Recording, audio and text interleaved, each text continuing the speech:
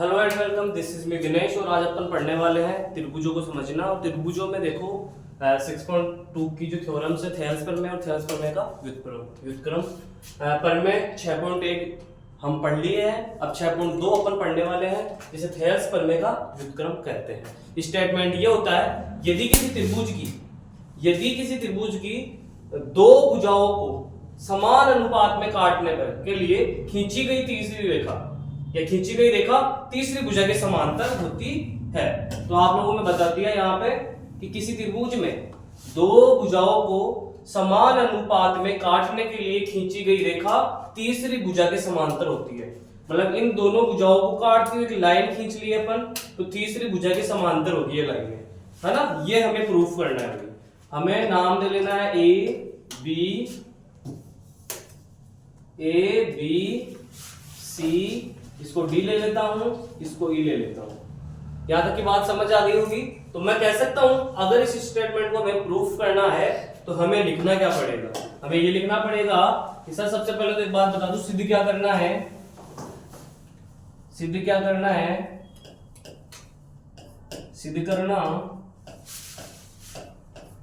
हमें करना है कि डी जो ई है वो समांतर है बीसी के, ये हमें सिद्ध करना है।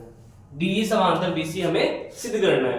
अब ये सिद्ध करेंगे कैसे, तो इसके लिए कोई भी चीज हमें सिद्ध करनी है उसके लिए अपन स्टार्ट कर रहे हैं। देखो डायग्राम हमारा खुद को बनाना पड़ेगा। उसके बाद में मैं कह दूं हमारी जो उत्पत्ति होगी इसकी थ्योरम की वो कैसे होगी। डायग्राम बना लिए, इसके बाद में एक रचना हमें करनी पड़ेगी। एक रचना हम करेंगे। रचना क्यों करेंगे तो देखो मैं सारी चीजें आप लोगों को बता देता हूं। यहां से एक रचना की है, इसको नाम देंगे ई डेस। ठीक है, ये मैंने रचना कर ली। इसके अलावा हमें दिया क्या है, हमें दिया है कि जो भुजा खींचते हैं और दोनों लाइनों को जो काट रही है वो तीसरी भुजा के समांतर होती है। ये हिंदी में भी लिखेंगे और मैथमेटिकल भी लिखेंगे। तो आप लोगों को ये हिंदी में लिखने के बाद में मैथमेटिकल आप लोग लिखोगे। हमें दिया है AD बटे BD बराबर AE बटे EC। इसको इक्वेशन नंबर 1 दे दीजिएगा। जैसे ये हमें दिया है उसके बाद में हमने एक चीज माननी है, वो मानेंगे क्या, तो वो इसमें लिखेंगे। हमने क्या किया, DE डैश को मिलाया, DE डैश को मिलाया, D से E डैश को मिला दिया। अगर D को E डैश से मिला दिया तब मैं कह दूं, तब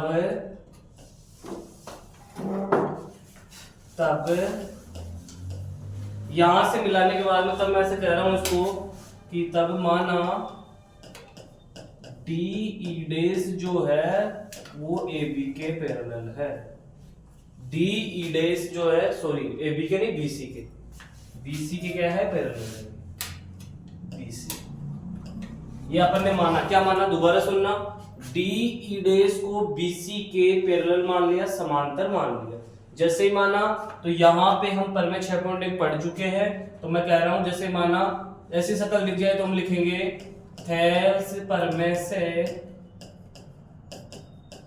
और थेल्स प्रमेय से तुम लोग कह सकते हो कि सर यहां कहेंगे AD बटे, देखो AD थेल्स प्रमेय क्या होती है, थेल्स प्रमेय ये होती है कि दो भुजाएं समांतर है तो भुजाओं का अनुपात सेम आएगा भाई। प्रमेय 6.1 हम पढ़ लिए हैं, उसके हिसाब से करेंगे। तो अपन करेंगे AD बटे BD बराबर AE डैश और बटे में आ जाएगा E डैश अपॉन C।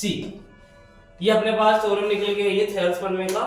अब इसके बाद में क्या करें तो समीकरण 1 को ध्यान से देखेंगे कि सर AD बटे BD यहां भी है, AD बटे BD यहां भी है। तो कह रहा हूं समीकरण 1 का मान रखने पर, समीकरण 1 का मान रखने पर, समीकरण 1 का मान रखोगे तो AD बटे BD को कह सकते हो AE बटे EC और बराबर में AE डैश बटे E डैश C।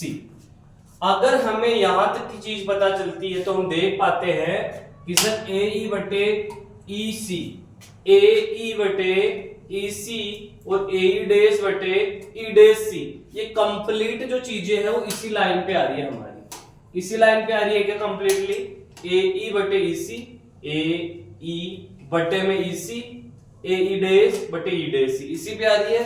तो आगे देखना, एक बार समझाता हूं आप लोगों को।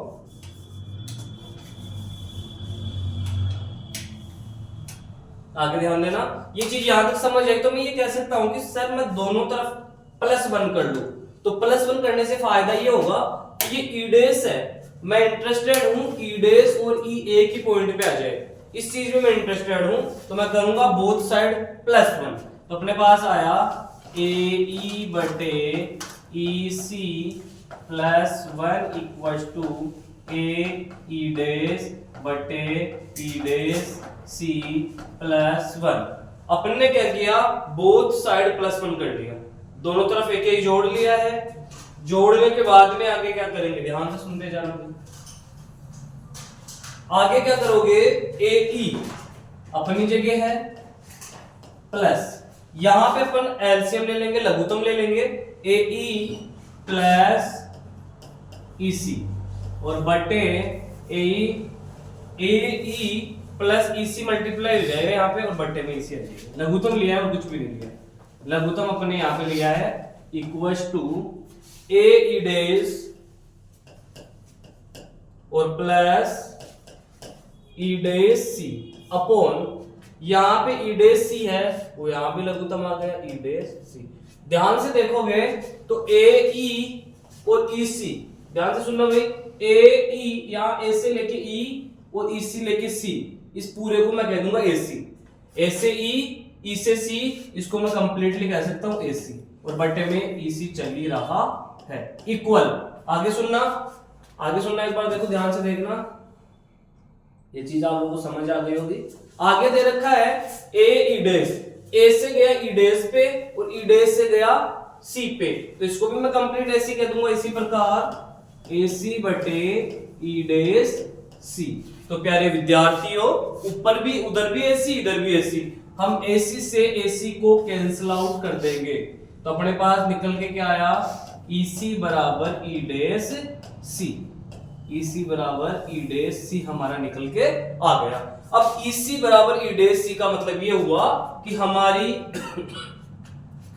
ये वाली दूरी जो है, ये डिस्टेंस है E से C तक वो, और E से C से E डैश की डिस्टेंस इक्वल है। मतलब क्या कह रहा हूं, दोबारा समझना, C से लेके E की डिस्टेंस और C से लेके E डैश की डिस्टेंस इक्वल है, सेम है, इसका मतलब ये हो गया। तब मैं कह दूं, तब E डैश व बिंदु E डैश व बिंदु E एक ही होगा, एक का मतलब होगा सेम, मतलब सेम ही होगा दोनों का। E डैश और E जो बिंदु सेम पॉइंट यहीं पे आ गए दोनों, जब दोनों बिंदु एक की जगह आ गए तो हमने माना क्या था, DE डैश, यहां से ध्यान देना, माना मैंने DE डैश था, तो जब दोनों बिंदु एक ही हो गए तो मैं ये कह दूंगा DE जो है वो BC के समांतर हो जाएगा। भाई यहाँ पे क्वेश्चन नंबर 1 दिए थे, इसको मैं 2 दे दूं, तो आप 2 को ध्यान से देखोगे तो E डैश और E बिंदु तो एक ही हो गया, तो मैं कह सकता हूं ना कि E डैश और E बिंदु एक ही है, तो सर E डैश बिंदु को तो अपन E कह दो, तो अपने पास फाइनली आंसर आ गया समीकरण 2 से। समीकरण 2 से मैं क्या कह सकता हूं कि मेरा जो DE जो है वो समांतर हो जाएगा किसके, BC के हो जाएगा प्यारे विद्यार्थियों, और ये हमारी थ्योरम कंप्लीट होती है, ये थ्योरम हमारी क्या होती है, कंप्लीट होती है, और अपन कह देंगे हेंस प्रूव। यही हमारा सॉल्यूशन है। आई होप आप लोगों को सबके समझ आया होगा, बहुत बढ़िया से आया होगा। रिपीट कर देता हूं एक बार, ये एक ट्रायंगल अपना दे रखा था त्रिभुज, इस त्रिभुज में भुजाओं का अनुपात खुद ने बोल दिया है, दो भुजाओं को समान अनुपात में काटेगी, और समान अनुपात में काटने का मतलब बराबर होगी, बराबर हो गई है।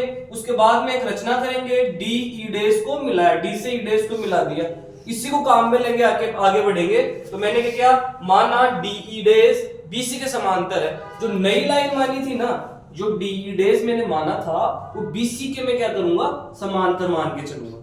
सुनो ध्यान से सुनो, देखो मैं क्या कह रहा हूं, नई वाली लाइन है DE डैश, वो BC के समांतर मान लो, मान लिया क्या। और सर जब भी ऐसी शक्ल दिखती है, दो भुजाएं समांतर दिख जाए, तो हम थेल्स प्रमेय लगाना जानते हैं। जब भी दो भुजाएं समांतर दिख जाए तो हम क्या लगा देंगे, थेल्स प्रमेय लगा देंगे। थेल्स प्रमेय लगाएंगे तो भुजाओं का अनुपात होता है। तो आप पुरानी भुजा को तो भूल ही जाना, मैं नई पे बात कर रहा हूँ। तो थेल्स प्रमेय लगाया, एडी आया, नीचे बीडी आया।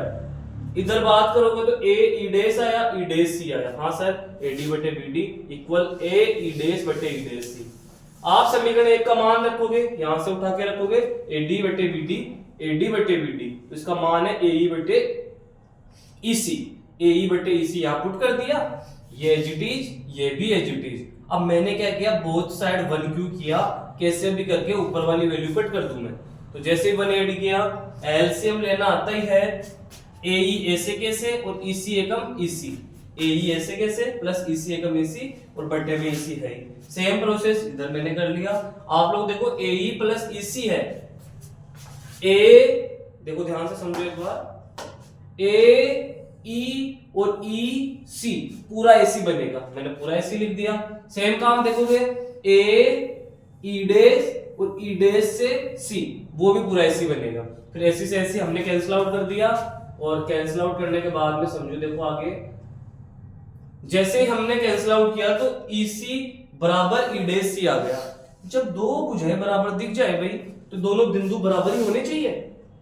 दोनों बिंदु बराबर मान लिया अपन ने, जब दो ये दोनों बिंदु है, यह डिस्टेंस जितनी है वो इतनी, दिखने में भले आपको अलग अलग लग रही है, लेकिन हमने प्रूफ कर लिया ये तो इक्वल है। इक्वल है तो दोनों बिंदु सेम मान लिए, सेम मान लिए तो हमने ई डेस की जगह ई को पुट कर दिया, तो हमारा ये प्रूफ हो गया। थैंक यू गाइस, आप लोगों को समझ आई होगी। नेक्स्ट क्लास में अपन जो भी क्वेश्चंस बच रहे हैं वो सब लेके आने वाले हैं। Thank you guys.